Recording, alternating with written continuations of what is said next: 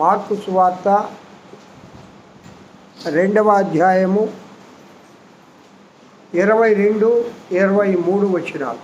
ఎవడును పాత దిక్కులలో కొత్త ద్రాక్షారసము పోయుడు, పోసిన యెడల ద్రాక్షారసము ఆ దిక్కులను పిగుల్చును, రసమును దిక్కులను చెడును. అయితే కొత్త ద్రాక్షారసము కొత్త దిక్కులలో పోయవలనని చెప్పెను. మరలా చదువమ్మా, అందరికి అర్థమయ్యేటట్టు. ఎవడును పాత దిక్కులలో కొత్త ద్రాక్షారసము పోయడు, ఎవడును పాత తిత్తులలో క్రొత్త ద్రాక్షారసము పోయడు, పోసిన ఎడల ద్రాక్షారసము ఆ తిత్తులను పిగుల్చును.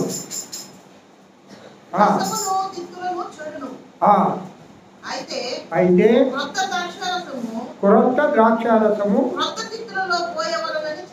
క్రొత్త తిత్తులలో పోయవలనని చెప్పాను. హల్లెలూయా చెప్దాము ఒకసారి చేతులెత్తి. ప్రార్థన చేశారు ప్రియులరా. ప్రభువా, పాత వత్సరములో మాకేం సందేశం ఇస్తావు, నూతన వత్సరములో మాకు ఏం వాగ్దాన సందేశం ఇస్తావు అని కొన్ని దినాల నుండి నేను ప్రార్థిస్తూ ఉన్నాను. మీరందరూ సాక్ష్యాలు చెప్తూ ఉన్నారు. దేవుని స్తోత్రం. సంఘంలో ఉన్న ప్రతి బిడ్డ పేరెత్తి నేను ప్రార్థిస్తాను. అది నా బాధ్యత. అలాగే సంఘంలో ఉన్న విశ్వాసులు కూడా ప్రతి ఒక్కరి పేరెత్తి ప్రార్థించండి అని నేను అనేక మార్లు చెప్తాను. కేవలము మనము బ్రతుకున్నామంటే అది దేవుని ఉచితమైన కృప. హల్లెలూయా చెప్పండి. హల్లెలూయా. ఈ క్షణమున నేను బ్రతికున్నానంటే అది కేవలము నీ కృపయేనయ్యా. ఈ క్షణమున నేను బ్రతికున్నానంటే అది కేవలం నీ కృపయేనయ్యా. ప్రతి క్షణం నా వెంట ఉండినావు, కంటి పాపల నన్ను కాచినావు. ప్రతి క్షణం నా వెంట ఉండినావు, కంటి పాపల నన్ను కాచినావు. స్తోత్రం యేసయ్యా, స్తోత్రం యేసయ్యా, స్తోత్రం యేసయ్యా, స్తోత్రం యేసయ్యా, నీకే స్తోత్రమయ్యా. అందరు చెప్పండి. స్తోత్రం యేసయ్యా, స్తోత్రం యేసయ్యా, స్తోత్రం యేసయ్యా, యేసయ్యా. నిరాశలో ఉన్నప్పుడు ఆశ కలిగి గురించావు, శోధనలో ఉన్నప్పుడు వేదన తొలగించావు. నిరాశలో ఉన్నప్పుడు ఆశను చిగురించావు, శోధనలు ఉన్నప్పుడు వేదన తొలగించావు. నీవు సరిపోల్చగా వేరెవరు లేరయ్యా, నిన్ను కాకలేని నే కోరలేదయా. నీవు సరిపోల్చగా వేరెవరు లేరయ్యా, నిన్ను కాకలేని నే కోరలేనయా. బ్రతుకంతా నీ కొరకే నిలిచి ఉంటానయా, బ్రతుకంతా నీ కొరకే నిలిచి ఉంటానయా. స్తోత్రం యేసయ్యా, స్తోత్రం యేసయ్యా, స్తోత్రం యేసయ్యా, స్తోత్రం స్తోత్రం యేసయ్యా, స్తోత్రం యేసయ్యా, స్తోత్రం నీకేనయ్యా. ఈ క్షణమున నేను బ్రతికున్నానంటే అది కేవలం నీ కృపయేనయ్యా. కలవరమందు ఉన్నప్పుడు కలతలు తించావు, ఒంటరినై ఉన్నప్పుడు నా సమూహమైనావు. కలవరమందు ఉన్నప్పుడు కలతలు తించావు, ఒంటరినై ఉన్నప్పుడు నా సమూహమైనావు. నీ వంటి దేవుడు ఇంకెవరు లేరయ్యా, నీ వంటి దేవుడు ఇంకెవరు లేరయ్యా. నీ ప్రేమకై నేను ఏమివ్వగలనయ్యా. బ్రతుకంతా నీ కొరకే నిలిచియుందునయ్యా, బ్రతుకంతా నీ కొరకే నిలిచియుందునయ్యా. స్తోత్రం యేసయ్యా, స్తోత్రం యేసయ్యా, స్తోత్రం యేసయ్యా, స్తోత్రం యేసయ్యా, స్తోత్రం నీకేనయ్యా. ఈ క్షణమున నేను బతికి ఉన్నానంటే అది కేవలం నీ కృపయేనయ్యా. లేదా ఇది నూతన సంవత్సర పాట. నేను కొన్ని తప్పులు పాడాను, కానీ ఒక దైవజనుడు ఈ పాటను పాడారు. నిజంగా ఎన్నిసార్లు వింటా ఉంటే ఎన్నిసార్లు నేను కన్నీరు కాదు.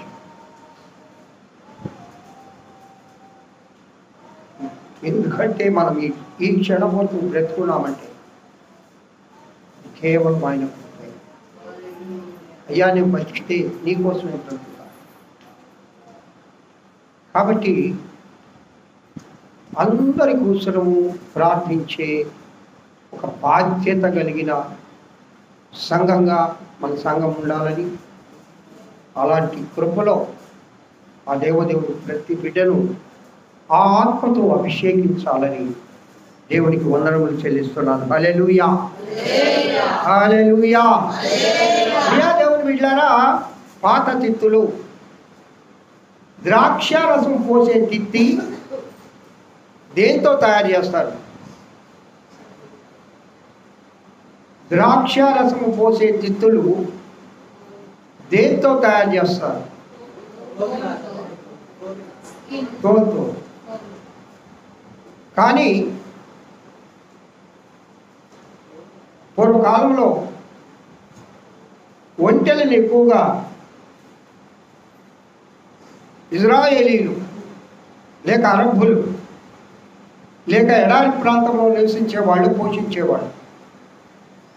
ఆ ఒంటెలతోనే వారికి జీవన విధానం సాగేది. మాంసం తిన్నా, పాలు తాగినా, ప్రయాణానికి ఉపయోగించిన, బరువులు మోయడానికి ఉపయోగించిన వాళ్ళకు ఒంటెలే అన్నీ. ఒంటె నీళ్ళు త్రాగితే ఎన్ని రోజుల వరకు తాగదు?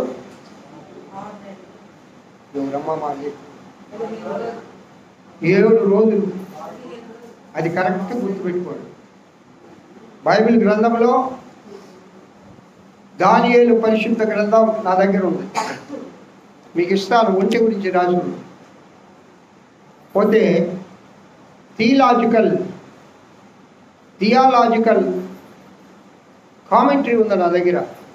దాంట్లో ఒంటె గురించి రాసి ఉంది. 7 days అంటే అది ఆరోగ్యంగా జీవించాలంటే ఇంకొక 7 days కూడా ఉండగలదు, తొందరగా చచ్చిపోదు. 6 నెలలు, నెలలు అనేది అది అంత కరెక్ట్ కాదు. నేను దైవజనులు రాసిన 2వది, ఒంటెలతో సహవాసం చేసి ఒంటెలను పెంచే వాళ్ళు దగ్గర నుంచి తీసుకొని రాశారు అది. కాబట్టి వారం దినములు అనుకుందాం. సరే, ఆ ఒంటె నీరు తాగితే లోపల తిత్తులు ఉంటాయంట. ఒంటె నీటిని నిల్వ చేసుకునే కడుపులో కొన్ని తిత్తులు, అవి పెద్ద ట్యాంకుల్లాగా ఉంటాయి. అంటే ఒంటె ఎన్ని నీళ్ళు తాగలదు? అదేనా చెప్పండి.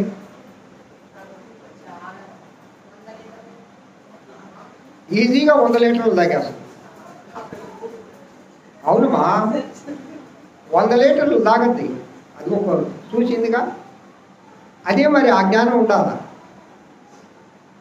100 లీటర్లు తాగద్దు ఒంటే నీళ్లు. అంటే 100 లీటర్లు మనం నిల్వ చేయాలంటే ఎంత పెద్దది కావాలి మనకి? శివ, నీ దగ్గర ఉండే మన దగ్గర అది ఉంది కదా, నీళ్లు, మంచి నీళ్లు తెస్తావు. అవి ఎన్ని లీటర్లు పడుతుంది? 10 క్యాన్లు పడుతుందా? 12 అంటే 12 బదులు 120. అంటే ఆ నీటిని నిల్వ చేసుకుంటుందంటే దాని లోపల అంత పెద్ద తిత్తులు ఉంటాయి. ద్రాక్ష రసము నిల్వ ఉంచడానికి ఆ ఒంటె లోపల ఉన్న ఆ తిత్తులతో తీసుకొని ఆ తిత్తులను భద్రపరిచి ద్రాక్ష రసము నిల్వ ఉంచడానికి వాటిని తయారు చేసేవాళ్ళంట. అల్లు చెప్పండి ఒకసారి. హల్లెలూయా. ఆ ద్రాక్ష రసము ఆ తిత్తులలో పోస్తే అది చెడిపోదు. రెండవది, అవి ఆ తిత్తులు పగిలిపోవు. మూడవది, అవి చాలా కాలం మన్నికగా ఉంటాయి. నాలుగవది, ఇంకొక సంగతి చెప్పనా, ఆ తిత్తులలో పోసిన ద్రాక్ష రసము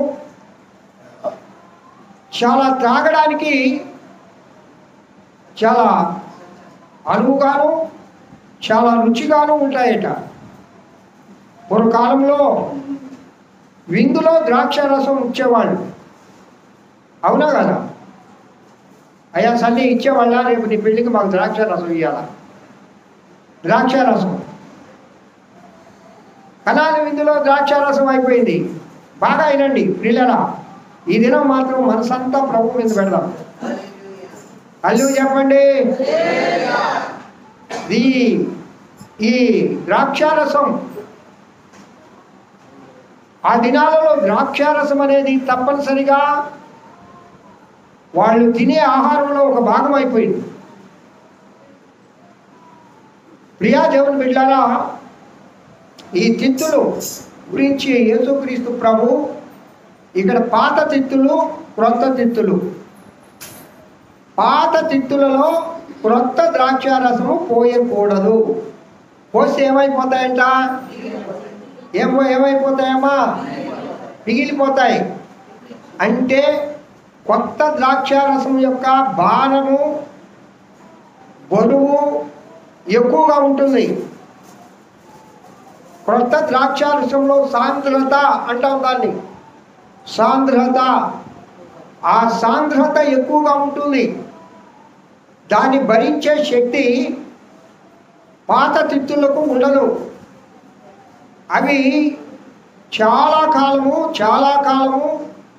ఈ పాత తిత్తులు అనేక సంవత్సరాల నుండి వాడబడి ఆ యొక్క ద్రాక్షారసాన్ని అవి మోసి ఉన్నాయి. కాబట్టి పాత ద్రాక్షారసం అయితే పర్వాలేదు, కానీ క్రొత్త ద్రాక్షారసం పనికిరాదు, పోస్తే పగిలిపోతాయి. అల్లో చెప్పండి ఒకసారి. ఎందుకు యేసుక్రీస్తు ప్రభు ఈ ఉపమానం చెప్పాడు? తిత్తి అనగా ఇక్కడ హృదయము. మన హృదయంలో ఇప్పుడు నూతన వాగ్దానం ప్రభు నీకు ఇవ్వబోతున్నాడు. నూతనమైన ఆశీర్వాదం కోరుకొని మనం ఈ రాత్రి ఇక్కడికి వచ్చాం. ఈ దినము హైందవ సోదరులు కూడా ఆయా దేవాలయాలు కిటకిటలాడిపోతాయి. ఈ దినం చాలామంది నిద్రపోరు. వారి దేవుళ్ళ దగ్గరకు వాళ్ళ నమ్మకం ప్రకారం వాళ్ళు వెళ్ళి వాళ్ళు అక్కడ దేవుని పూజించి ఆయన ఆశీర్వాదాలు పొందుతారు. నూతన సంవత్సరంలో నూతనమైన ఆశీర్వాదాలు మాకు కావాలి అని, ముఖ్యంగా మనమైతే జీవము కలిగిన దేవుణ్ణి, మహిమ కలిగిన దేవుణ్ణి, జీవప్రదాతను కలిగి ఉన్నాం. కాబట్టి మనకు ఆయన ఇప్పుడు క్రొత్త ద్రాక్ష రసాన్ని ఇవ్వాలని కోరుకుంటూ ఉన్నాడు. అల్లు చెప్పండి, చప్పట్లు కొడుతూ. ప్రభా నాకు కృత ద్రాక్ష రసం కావాలి అన్నవాడు చేతులెత్తి దేవునికి స్తోత్రాలు చెప్పండి. కృత ద్రాక్ష రసముతో నన్ను నింపు, ఒక నూతనమైన ఆశీర్వాదంతో నన్ను నింపు అని నువ్వు అడిగినప్పుడు ఆయన ఉపమానం చెప్తాడు. పాత తిత్తిని తీసి నానా, పాత తిత్తి పనికిరాదు. పాత తిత్తిలో ఒకవేళ నేను ఆశీర్వాదం ఇచ్చి ద్రాక్షారసం పోసినా అది నువ్వు నిల్వ ఉంచుకోలేవు, అది పిగిలిపోతుంది, అది నీ అనుభవంలోకి రాదు, అది నువ్వు అనుభవించలేవు. ప్రియాదేవుని వెళ్ళారా, ఒక రహస్యం చెప్పనా? దేవదేవుడు, మన తండ్రి అయిన దేవుడు, నిన్ను నన్ను ప్రేమించిన దేవుడు, నీ కోసము నా కోసము ప్రాణం ఇచ్చిన దేవుడు, ఎప్పుడు కూడా ఆయన తన బిడ్డలకు ఆశీర్వాదం ఇచ్చేవాడే కానీ శపించేవాడు కాదు. హల్లెలూయా. శాపమును సహా ఆశీర్వాదముగా మార్చే దేవుడు నీ దేవుడు, నా దేవుడు. తప్పనిసరి దేవుడు మహిమపరచు. ఆయన మరి ఎందుకు నేను ఆశీర్వదించబడడం లేదు? ఎందుకు నా కుటుంబంలో ఈ కార్యం జరగడం లేదు? ఎందుకు నా జీవితంలో ఎప్పుడు దుఃఖము, వేదన, లోటు? ఎందుకు ప్రభువా? ఎందుకు ఎందుకు ఎందుకు ఎందుకనగా నీ తిథిని నువ్వు మార్చడం లేదు, నీ బ్రతుకును నువ్వు మార్చడం లేదు, ఆయనకు తగినట్లుగా నువ్వు జీవించడం లేదు. మీరు అనుకుంటున్నారేమో ఈ లోకంలో దేవుడు సర్వసాధారణంగా అందరికీ కొన్ని ఇస్తాడు. అయ్యేటో చెప్పండి. నువ్వు ప్రార్థించినా ప్రార్థించకపోయినా, నువ్వు ప్రభువు బిడ్డమైనా నువ్వు అన్యుడమైనా, నువ్వు దేవుని నమ్మినా లేక దేవుడు లేడనే వారి గ్రూపులో చేరినా, అందరికీ సర్వసాధారణంగా ఈ లోకంలో దేవుడు సర్వసాధారణంగా కొన్ని ఇస్తాడు మనం బ్రతకడానికి. ఏంటై? గాలి, నీరు, వెలుతురు, వర్షము, ఆహారము. లోకంలో దేవుడు సర్వసాధారణంగా ఇస్తాడండి. వాటిని ఏమంటామంటే ఆశీర్వాదములు అంటాం. మనకైతే ఆశీర్వాదాలు లోక సంబంధంగా పొందేవి ఆశీర్వాదములు. మనకు దేవుడిచ్చే ఆశీర్వాదం ఏంటంటే ఒక మంచి గృహము, ఒక మంచి భర్త, ఒక మంచి బిడ్డలు, ఒక మంచి ఉద్యోగము, ఒక మంచి స్థితి. ఈ మనకి దేవుడిచ్చే ఆశీర్వాదాలు లోక సంబంధమైనవి. అవన్నీ కూడా స్థిరమైనవి కావు. కానీ పర సంబంధమైనవి. వాటిని నేనేం చెప్పాను? చాలాసార్లు చెప్పా. లోక సంబంధమైతే ఆశీర్వాదము, పర సంబంధం, వెరీ గుడ్ తల్లి, పర సంబంధం అయితే దీవెన. దీవెన కావాలని కోరుకోవాలి నువ్వు. ఈ యొక్క 2025వ సంవత్సరంలో ప్రభువా నీ దీవెన అనగా పరము నుండి దేవుడిచ్చేది. అది స్థిరముగా ఉండేది, అది చిరకాలం ఉండేది, అది నీతో కూడా వచ్చేది, నిన్ను పరములకు చేర్చేది ఆ దీవెన. ప్రియ దేవుని బిడ్డలారా, బోధ వేరు, ఉపదేశం వేరు. బోధ అంటే వచనానుకూలంగా బైబిల్ స్టడీలో చెప్పుకునేది. ఉపదేశం అంటే ఇప్పుడు మనం నేర్చుకునేది, మనం చెప్పుకునేది. సంఘానికి బోధ అవసరమా, ఉపదేశం అవసరమా? రెండూ అవసరమే. కానీ ఉపదేశము మనలను పరసంబంధమైన దీవెనను పొందడానికి మనల్ని సిద్ధం చేస్తుంది. హల్లెలూయా. అయ్యా, క్రొత్త ద్రాక్షారసం కావాలి, క్రొత్త దీవెనలు కావాలి. బిడ్డా, నేనెప్పుడో నీకు దీవెనిస్తున్నా, నేనెప్పుడో నీకు ఆశీర్వాదం ఇస్తున్నా. ఇదిగో, నీవు కోరకపోయినా, నీవు ప్రార్థించకపోయినా, నీవు నన్ను మరిచిపోయినా, నీవు నన్ను జ్ఞాపకం చేసుకోకపోయినా, నేను మాత్రం నిన్ను జ్ఞాపకం చేసుకుంటూ నీకు కావలసినవన్నీ నేను ఇస్తూనే ఉన్నా. చప్పట్లు కొడుతూ దేవుని మహిమ అనుభవించే వాళ్ళారా, ఆ దేవ దీవెనలు అనుభవిస్తూ ఉన్నాం, దేవుని ఆశీర్వాదాలు అనుభవిస్తూ ఉన్నాం. ఈ 2024 సంవత్సరంలో 365 దినాలలో ఎన్ని గంటలు, ఎన్ని దినాలు, ఎన్ని నెలలు, ఎన్ని దినాలు నువ్వు దేవుణ్ణి మర్చిపోయి ఉంటావు. లోకమును ప్రేమించావు కానీ దేవుణ్ణి మర్చిపోయిన దినాలు అనేక ఉన్నాయి. కానీ ఆయన నిన్ను మరవలేదు. ఆయన నిన్ను మరవలేదు. ఆయన నిన్ను మరిచుంటే, నన్ను మరిచుంటే, ఈ క్షణమున నేను బ్రతికి ఉన్నానంటే అది కేవలం నీ కృపయేనయ్యా. ఈ క్షణమున నేను బ్రతికి ఉన్నానంటే అది కేవలం నీ కృప. నువ్వు అనుకోవచ్చేమో నీ ప్రార్థన, నీ భార్య ప్రార్థన, నీ బిడ్డల ప్రార్థన, దైవజనుడి ప్రార్థన, మరి నేను దేవుని సంఘంలో చేసే ఆ యొక్క పనులు, మరి లోక సంబంధమైన నాకుండే బలము, నాకుండే ధనము, నాకుండే శక్తి, నాకుండే ఈ లోక సంబంధమైన వాళ్ళు అనుకుంటున్నావేమో. కాదు, పర సంబంధముగా ఆ దేవుని కృప వల్ల నీవు నేను జీవించగలిగి ఉన్నావు. ప్రభు ఇప్పటికి కూడా ప్రియులను ఆయన ప్రార్థించడం మానలేదు. ఇప్పటికి కూడా ఆయన విజ్ఞాపన చేయడం మానలేదు.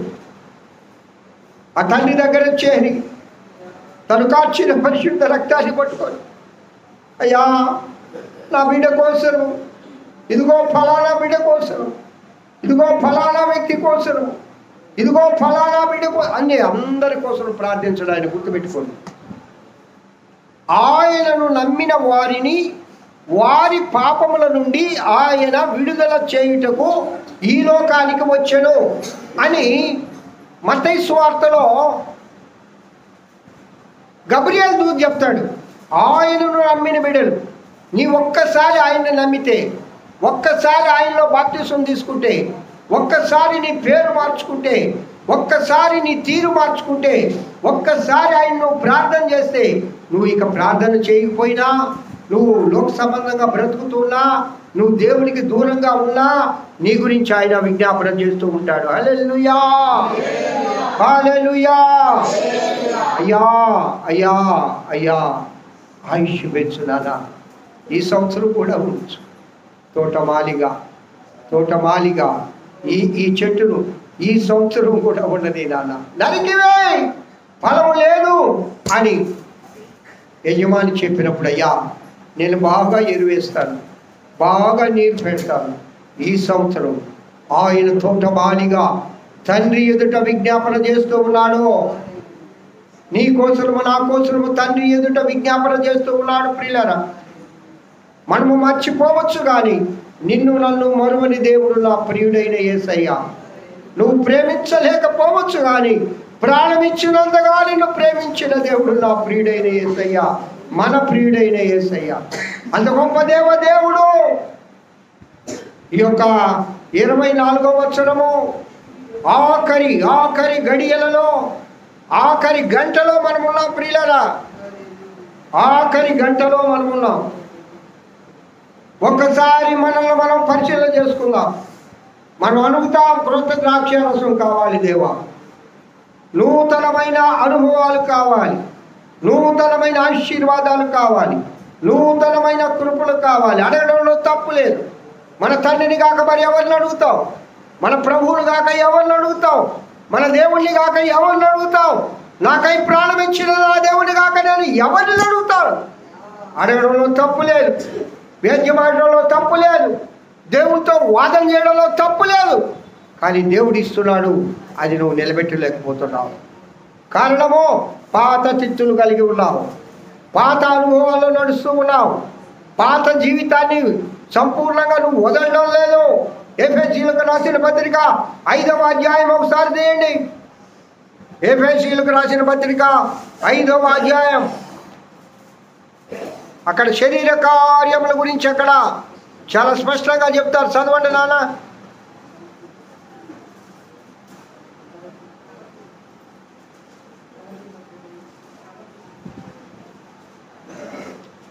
ఐదు 10 ఒకసారి చదవమ్మా, మళ్ళా చదువు.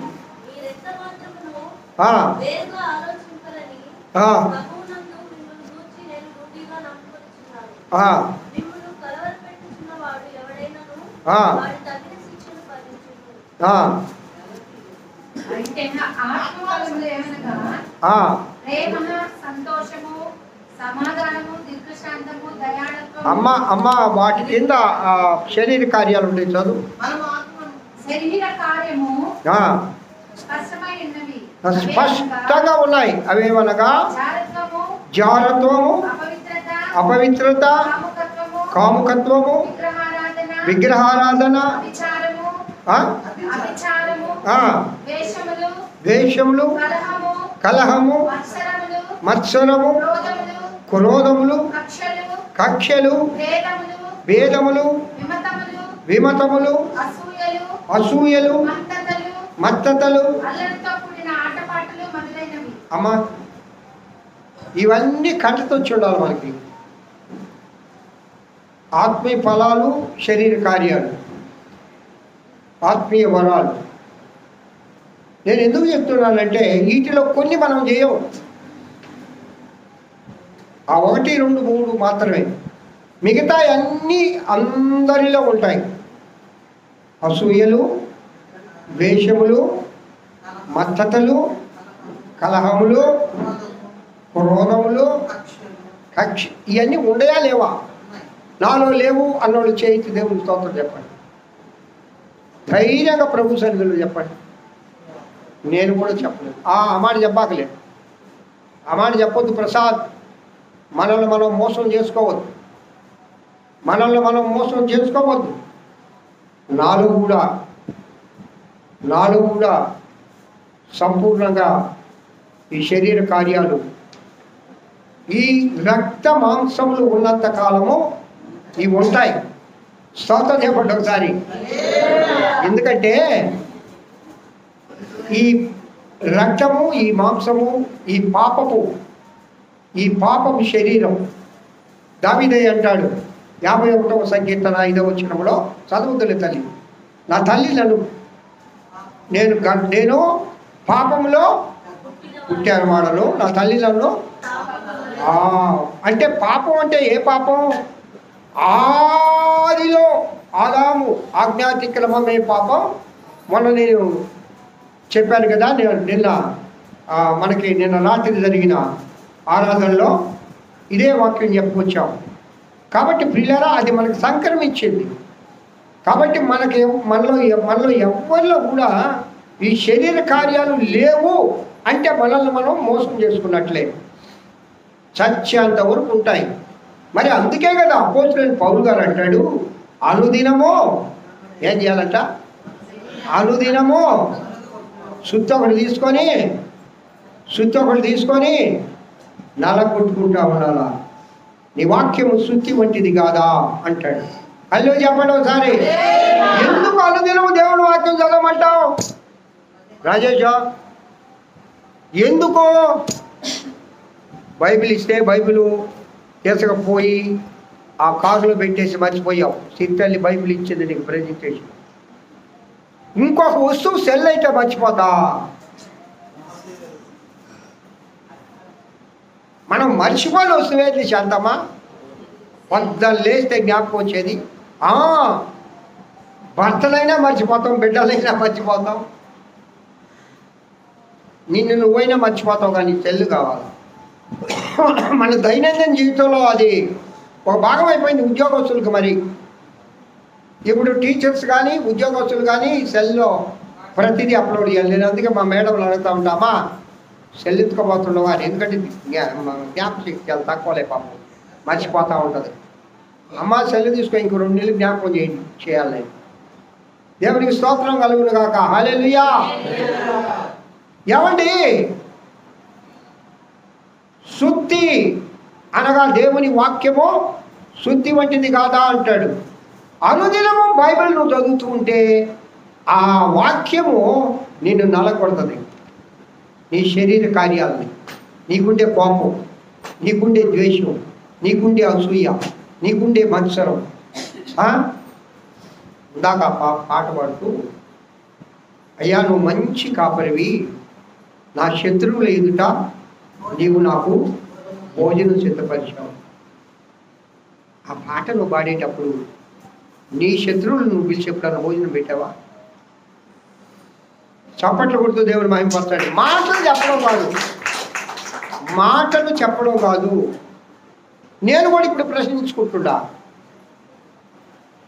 నా హృదయంతో కూడా దేవుడు మాట్లాడుతూ ఉన్నాడు. నా శత్రువులను పిలిచి నేను భోజనం పెడితే ఏం చేసినట్టు అంటమ్మా? ప్రసాద్ ఏం చేసినట్టు? నెత్తి మీద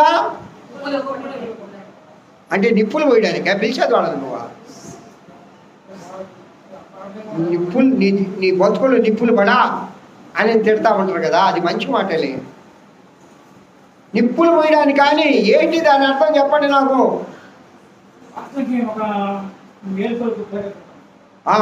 వెరీ గుడ్ నాయన. పిల్లరా, వారికి నీ శత్రువులను నువ్వు ప్రేమించి ఇంటికి పిలిచి భోజనం పెడితే వాళ్ళలో మంట పుడుతుంది, వాళ్ళలో ఒక విధమైన రిఫ్లెక్షన్ వస్తుంది. అరే నేను ఎంత ద్వేషించాను, నేనెంత అసూయపడ్డాను, నేనెంత కీడు చేశాను, కీడుకు ప్రతి కీడు చేయవలసిన వీరు నన్ను ప్రేమిస్తుందే, నన్ను ప్రేమిస్తున్నారే అని ఎంతో నిప్పులు కుంపటి పోసినట్లుగా కాలిపోతారు వాళ్ళు. అంటే వాళ్ళు మార్పు చెందుతారు, వారు మారిపోతారు. ప్రియ దేవుని బిడ్డలారా, ఈ పాత తిత్తిలో ఇవన్నీ మన హృదయంలో కలిగి నూతనమైన ద్రాక్షారసం కావాలని కోరుకుంటే ఈ రాత్రికాల సమయంలో దేవుడు నీతో మాట్లాడుతున్నాడు. పిగిలిపోతుంది, ఫలితం ఉండదు, నువ్వు అనుభవించలేవు, నీకు ఆశీర్వాదాలు రావు, నువ్వు ఆశీర్వదించబడవు. నేను మీకు సంగతి చెప్పనా? ఓ భక్తుడు ఒక దర్శనం వచ్చిందట, ఒక దైవజనుడి. ఆయన తను పుస్తకంలో రాశాడు, ఓ రాత్రికాల సమయంలో ఒక మంచి కాలం వచ్చింది. రోజు దేవుని దగ్గర ప్రార్థన చేసేవాడట.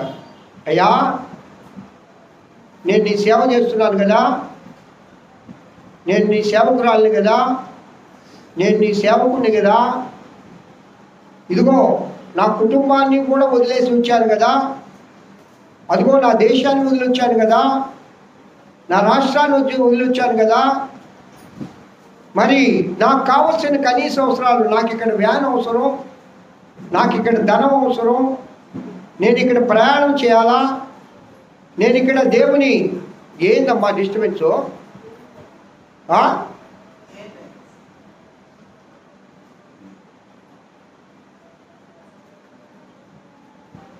నేను ఇక్కడ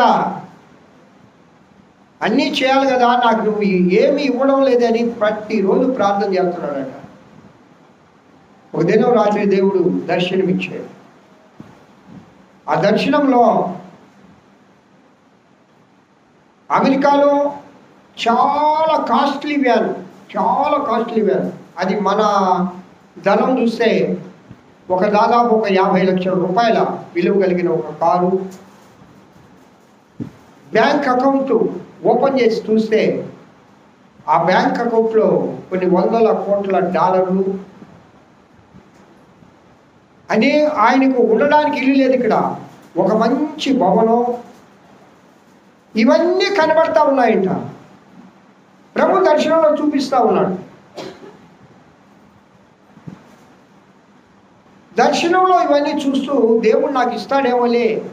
రెండో రోజు మళ్ళా, అయ్యా నాకు భలే దర్శనం ఇచ్చావు, నాకు భలే కారు ఇవ్వబోతున్నావు, నాకు పెద్ద బిల్డింగ్ ఇవ్వబోతున్నావు, నాకు ఇన్ని కోట్ల రూపాయలు డబ్బు ఇవ్వబోతున్నావు, అయ్యా సంతోషం సంతోషం సంతోషం ఎగంత పాట పాడాడు.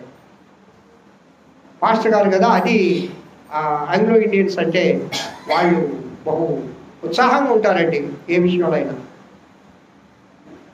ఆ తర్వాత మరలా దేవుడు రెండవ రాత్రి దర్శనమిచ్చి, నా బిడ్డ నేను ఇప్పుడు కాదు, నువ్వు నీ యొక్క రాష్ట్రము, నీ దేశము, నీ ప్రాంతము వదిలి ఎప్పుడైతే ఇండియాకు వచ్చావో అప్పుడే ఎన్ని ఇచ్చాను నీకు. కానీ నువ్వు పొందడానికి ఆటంకాలు కొన్ని ఉన్నాయి. అవి నువ్వు పొందలేకపోతూ ఉన్నావు. ముందు ఆ ఆటంకాలు తీసివేసుకో. అవి వాటికంటే రెట్టింపైన ఆశీర్వాదాలు నీ తండ్రి నీకు అనుగ్రహిస్తాడని చెప్పాడంట. చప్పట్లు ముందు దేవుని మహిమ. పిల్లల ఈ విధముగా ఆలోచిస్తే ఆయనకే కాదండి, ఒక దైవజనుడికే కాదు, ప్రార్థించే ప్రతి ఒక్కరికి నీ సమస్య గురించి నువ్వు ప్రార్థన చేస్తూ ఉన్నావు, నీ వ్యాధి గురించి నువ్వు ప్రార్థన చేస్తూ ఉన్నావు, నీ ఉద్యోగం గురించి నువ్వు ప్రార్థన చేస్తూ ఉన్నావు, నీ పరిస్థితుల గురించి నువ్వు ప్రార్థన చేస్తూ ఉన్నావు. దేవుడు అది ఎప్పుడో ఇచ్చున్నాడు, దేవుడు అది ఎప్పుడో పరిష్కరించున్నాడు. ఎందుకు నేను దాన్ని పొందలేకపోతున్నాను? ఎందుకు ఆ పరిష్కారం నా జీవితంలో దొరకడం లేదు? ఎందుకు నాకు విడుదల రావడం లేదంటే ప్రభు చెప్తా ఉన్నాడు, నువ్వు అది పొందడానికి అర్హత ఇంకా సాధించలేదు. అడ్డుగా ఉన్నాయి. ఏమున్నాయమ్మా? ఆయనకు మనకు మధ్యలో అడ్డుగా ఏది ఉంటుంది? మన ప్రార్థన ఆయన దగ్గరికి పోకుండా, ఆయన ఇచ్చే ఆశీర్వాదాలు మన దగ్గరికి రాకుండా, మనలో ఉన్న అసూయ, మనలో ఉన్న ద్వేషము, మనలో ఉన్న మత్సరము, మనలో ఉన్న కోపము, మనలో ఉన్న ఆగ్రహము, మనలో ఉన్న భక్తిహీనత. ముఖ్యంగా ఏందమ్మా? ఏంది? మనందరం భక్తిపరులే. అయ్యో ఒకటి, మనమందరం విశ్వాసులే, కానీ మనందరం అవిశ్వాసులు. నువ్వు విశ్వసించడంలే, భక్తిలో తగ్గిపోయావు, ప్రార్థనలో తగ్గిపోయావు, దేవునికి ఇవ్వవలసిన టైం ఇవ్వలేదు, దేవునికి చేయవలసిన ఆ పనులు చేయడం లేదు. ఆయనకు ఎంత నువ్వు ప్రార్థించాలో, ఏ విధంగా ఆయన్ని ధ్యానించాలో, ఏ విధంగా ఆయన్ని గలపరచాలో, ఏ విధంగా ఆయన మహిమపరచాలో, ఏ విధంగా ఆయనను కొనియాడాలో ఆ విధంగా నువ్వు చేయక నిన్ను నువ్వు గొప్ప చేసుకుంటూ నీ కోసం నువ్వు బ్రతుకుతున్నావు, కానీ నీవు ప్రభు కోసం బ్రతకడం లేదు. అని నువ్వు చెప్పండి ఒకసారి. దేవుని కోసం బ్రతికి చూడు బిడ్డ. 25వ సంవత్సరంలో నీ సమస్యలన్నీ ఆయన తీర్చివేసి ఉన్నాడు. చప్పట్లు కొడుతూ దేవుని మహిమపరచండి. ప్రభు నా సమస్య తీర్చేయి, నా అప్పులు తీర్చేయి, నా బాధలు తీర్చేయి, నా వ్యాధి తీర్చేయి, నా కార్యాలు జరగడం లేదు కుటుంబంలో. దేవుడు అంటున్నాడు, బిడ్డ నేను చేయడానికి సిద్ధంగా ఉన్నాను, నువ్వు ఆ ద్రోవలో నడవమంటున్నాడు.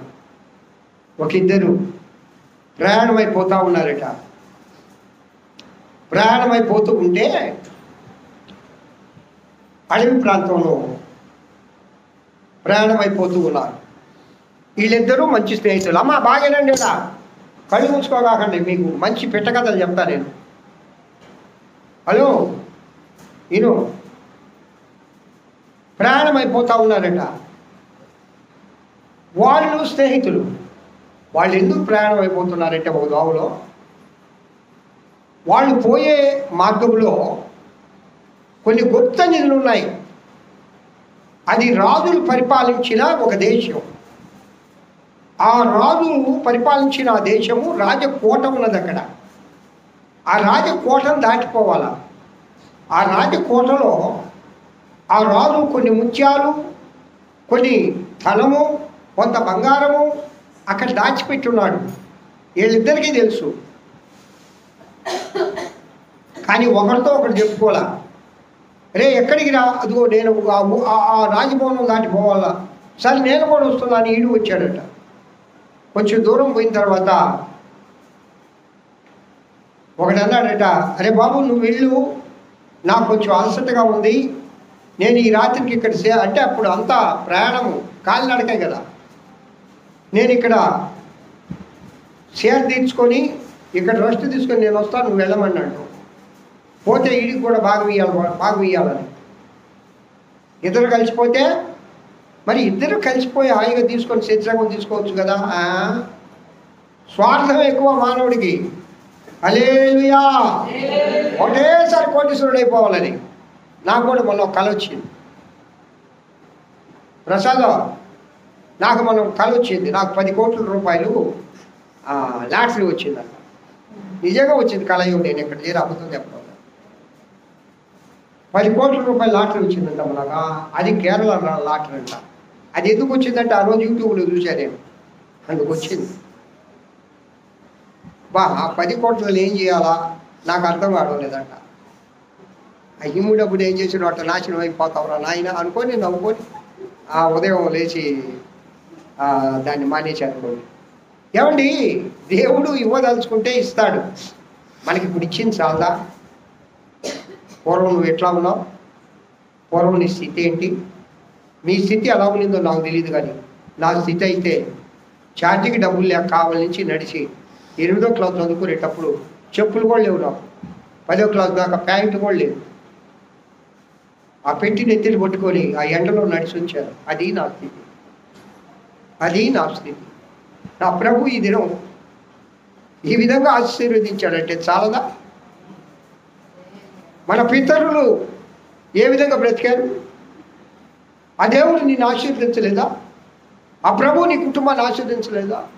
నీ బిడ్డలను ఆశీర్వదించలేదా? నీ కొరతలు తీర్చలేదా? నీకు కావలసినవన్నీ ఇవ్వలేదా? ఇచ్చాడే, ఇచ్చాడే.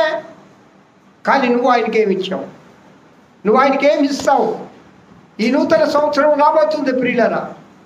ఈ నూతన సంవత్సరంలో ఆ దేవదేవునికి ఏమి ఇస్తావు? నువ్వు ఏమి ఇవ్వదలుచుకున్నావు? ఎంతకాడికి ప్రభువా ప్రభువా ప్రభువా ఇవ్వు ఇవ్వు కాదు. నీవు కూడా ఆయనకి ఇస్తే ఆయన నీకు ఇస్తాడు.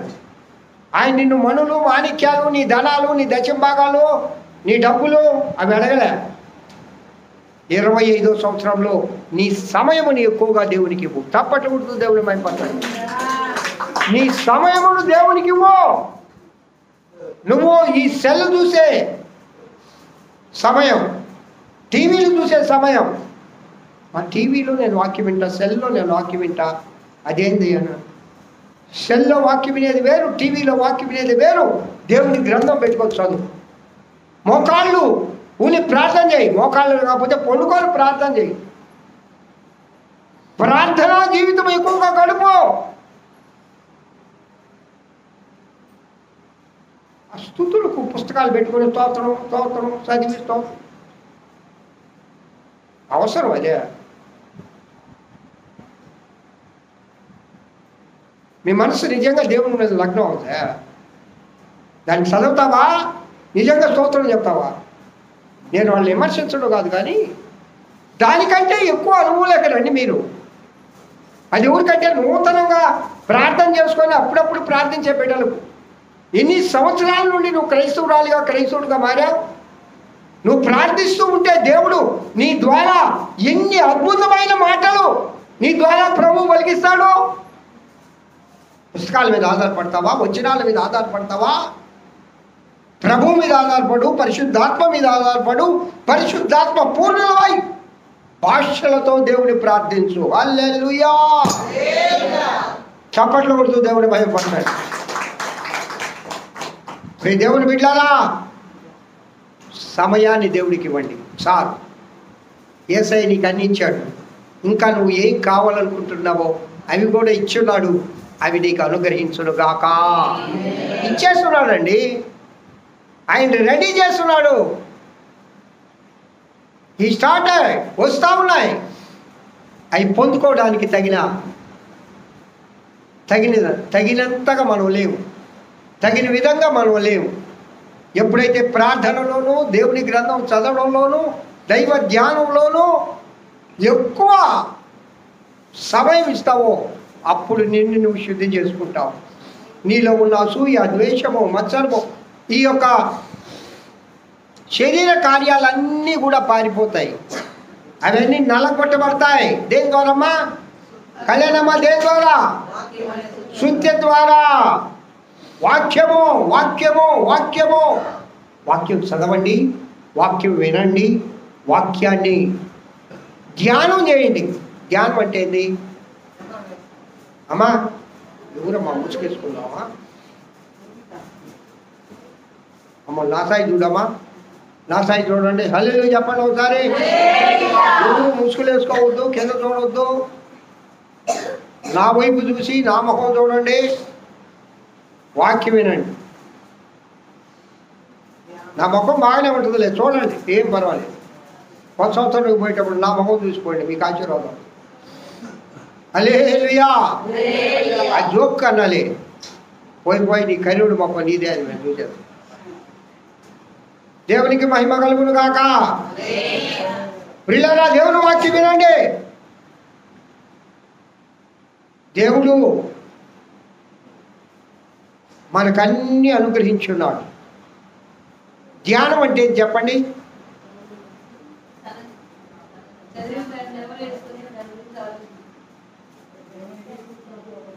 ఒక వచనం చదివావు అమ్మా, ఒక వచనం చదివావు. ఇప్పుడు మా మేడం మా బైబిల్ చదివితే నాకు మాత్రం భలే కోపం వస్తుంది. అది చిన్న స్పీడ్ కాదు. ఏ ఏ ఏ ఏ వందే భారత్ ఎక్స్ప్రెస్ మొత్తంలో పుస్తకాలు చదివే అలవాటు కాబట్టి ఆ విధంగా చదవదు. బైబిల్ అట్లా చదవ కాకండి. మీరు ఒంటరిగా ఇంట్లో చదువుకునేటప్పుడు నేను ఈరోజు 10 అధ్యాయాలు చదివినా చప్పట్లు కొట్టు బాగుంటుంది. నేను ఈరోజు 5 అధ్యాయాలు చదివినా ఇంకా ఎగురు బాగుంటుంది. నేను కాదను, చదువు. కానీ దేవుని వాక్యము ధ్యానం చేయండి. జుంటే తేనె దారాల కన్నా మొదలు అన్నాడే. హలో చెప్పండి ఒకసారి, మరి ఒకసారి చెప్పండి. ఎప్పుడు ఆ మొదలు దొరకండి. ధ్యానం చేస్తా ఉంటే మొదలు ధ్యానం చేయాలా. పిల్లల నేను మౌనంగానే ఉంటాను, కానీ ఇంట్లో కూర్చొని ఈ దినం ఏమి వాక్యం చెప్పాలి ఆత్మదేవా అన్నప్పుడు నా ఆత్మ ధ్యానం చేస్తూనే ఉంటుంది ఆ వచనం గురించి ఎన్నెన్నో విధాలుగా. నూతన అనుభవాల్లో నడిపించు ప్రభువా, నూతనమైన భావాలు నేర్పు నాయన, నూతనమైన కృపలు ప్రభువా నాకు కావాలి, నూతనమైన అయ్యా ఆహారం నాకు కావాలి, శక్తివంతమైన ఆహారం నా బిడ్డలకు వండి పెట్టాలి ప్రభువా అని నేను ప్రార్థిస్తూ ధ్యానం చేస్తూ ఉంటాను వచనాన్ని బట్టి. ఆ వచనంలోనే దేవుడు అనేక రకాలైన సత్యాలను మనతో మాట్లాడతాడు. హల్లెలూయా. మీతోనే కాదు ప్రియులారా, నాతో మాట్లాడతాడు. చాలా సత్యాలు ఇక్కడ కూర్చొని దేవుని వాక్యం బోధించే వరకు నాకు కూడా తెలియదు. అద్భుతంగా పరిశుద్ధాత్మ దేవుడు మాట్లాడతాడు. కాబట్టి ధ్యానం చేయండి. నూతన సంవత్సరంలో ఎక్కువగా దేవుని వాక్యం చదువుతూ ప్రార్థన చేస్తే, నేను ఎందుకు చెప్తున్నానంటే నీ కొత్త తిత్తి అయిపోతుంది నీ హృదయం. అల్లే చెప్పండి ఒకసారి. పాత తిత్తి పనికిరాదు. మరి ఏ విధంగా మార్చుకోవాలయ్యా? ఒంటి దగ్గరికి పోవాలన్నా, దాన్ని సంపాలనా, దాన్ని కడుపులో తీసుకురావాలన్నా, అది చేయాలా? అందుకే అది చెప్పింది. కాదు కాదు కాదు కాదు నువ్వు ఒంటి దగ్గరికి పోవల్లే, దాన్ని చంపవల్లే, దాని కడుపులో ఉన్న తిత్తులు తేవలేదు. కానీ నువ్వు ఎక్కడికి పోవాలంటే ఒకదాన్ని చంపు. అదేమిటనగా నీ యొక్క శరీర ఆశగా ఉందయా యేసయ్యా, కోరికగా ఉందయా, నూతన వత్సరం చూడాలని,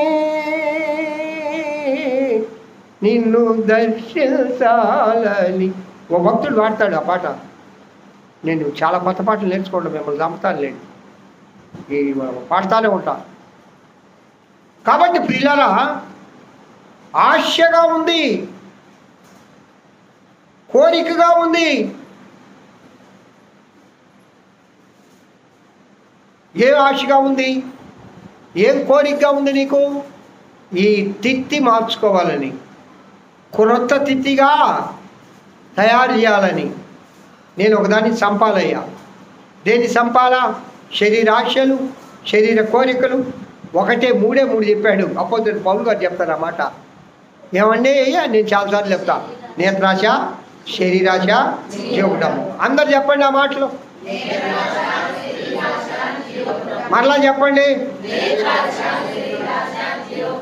ఇంకా నువ్వు చెప్పాలా చెప్పు. అవి 3 పోతే కొత్త ఇత్తు వచ్చేస్తుంది. దేవునికి మహిమ కలుగును గాక. హల్లెలూయా. అవి 3 పోతే కొత్త ఇత్తు వచ్చేస్తుంది.